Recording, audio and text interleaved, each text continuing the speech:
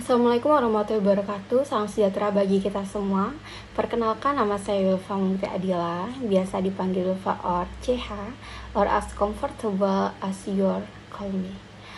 Saya merupakan mahasiswa semester 3 dengan BP 230452. Ini merupakan salah satu tugas video dari manajemen sumber daya manusia yang mengharuskan mahasiswa untuk membuat video mengenai. Di sini saya akan sedikit menerangkan mengenai apa sih yang dimaksud dengan rekrutmen, seleksi, dan penempatan. Actually, I'm not good at making video or editing, but since this is assessment, let's do it. Mendengar rekrutmen dan seleksi mungkin terbesit di benak kita mengenai iklan lowongan pekerjaan, antrian yang panjang, wawancara, pemberkasan yang rumit, wawancara yang menegangkan, berpakaian yang formal dan serapi mungkin, serta kerumitan-kerumitan lainnya sehingga menjalani psikotes. Namun, sejatinya rekrutmen dan seleksi adalah memastikan munculnya kecocokan yang kita miliki sebanyak mungkin dengan kebutuhan organisasi. Jadi, apa sih yang dimaksud dengan rekrutmen itu? Jadi, rekrutmen adalah proses mencari, menemukan, dan menarik para pelamar yang capable untuk dipekerjakan dalam suatu organisasi. Dalam proses rekrutmen, yang pertama ada identifikasi lowongan pekerjaan, tuntunan pekerjaan, metode rekrutmen, dan pelamar yang capable. Dalam metode rekrutmen ada sumber-sumber rekrutmen. Yang pertama adalah internal rekrutmen dan external rekrutmen. Dalam internal rekrutmen dibagi menjadi dua, yaitu job tender dan deploying employee. Dalam external rekrutmen, yang pertama adalah walk-in and write-in, atau lamaran berdasarkan informasi orang dalam. Yang kedua, iklannya adalah perusahaan penempatan tenaga kerja dan perusahaan pencari tenaga kerja. Selanjutnya, tantangan proses rekrutmen. Tantangan proses rekrutmen yaitu dalam organisasi, kebiasaan para pencari kerja, dan kondisi eksternal. Tantangan proses rekrutmen dalam organisasi dibagi menjadi 4. Yang pertama adalah kebijakan pemberian kompensasi, perencanaan sumber daya manusia, status dari pegawai, dan tuntunan tugas yang akan dilaksanakan. Dalam kondisi eksternal dibagi menjadi 5 bagian. Yang pertama adalah tingkat pengangguran, kompetitor, kelangkaan skill dan pengetahuan, peraturan perundangan tenaga kerja, dan praktek rekrutmen organisasi lain. Jadi kita akan lanjut pada tahap seleksi.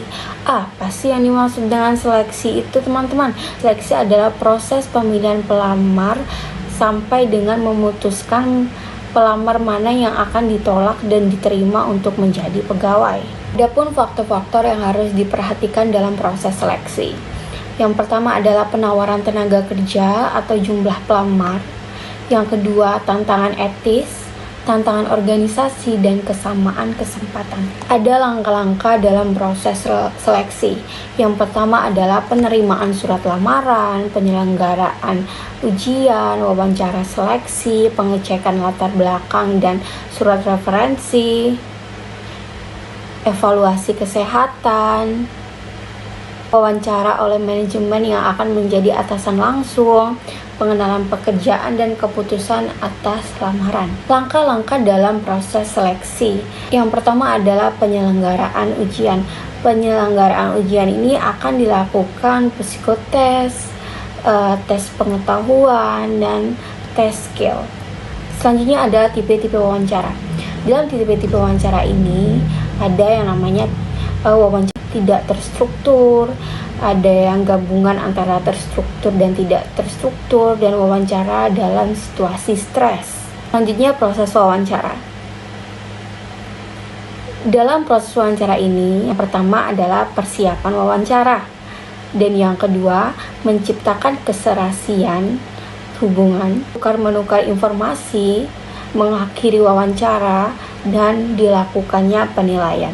Penilaian ini yaitu menggambarkan komentar pewawancara mengenai atau tentang penampilan pelamar,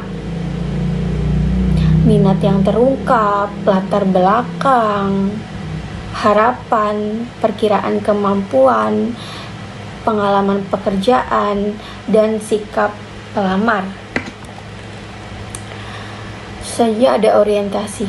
Orientasi ya dibagi menjadi 4. Yang pertama adalah aspek organisasi. Aspek organisasi ini dibagi menjadi 7 bagian.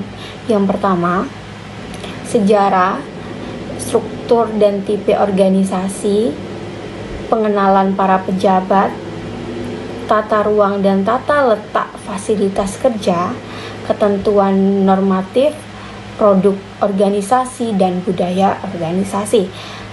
Selanjutnya adalah kepentingan pegawai baru. Kepentingan pegawai baru ini meliputi penghasilan, jam kerja, hak cuti, fasilitas yang disediakan, pendidikan dan pelatihan, dan pensiun. Kita masuk lagi dalam ruang lingkup tugas, yaitu tugas mana yang harus dikerjakan dan teamwork atau kerja per kelompok. Jadi teman-teman, itu adalah rekrutmen dan seleksi. Selanjutnya kita akan masuk kepada penempatan pegawai atau placement. Penempatan adalah penempatan tugas atau assignment bagi pegawai baru, dan penugasan baru atau reassignment bagi pegawai lama.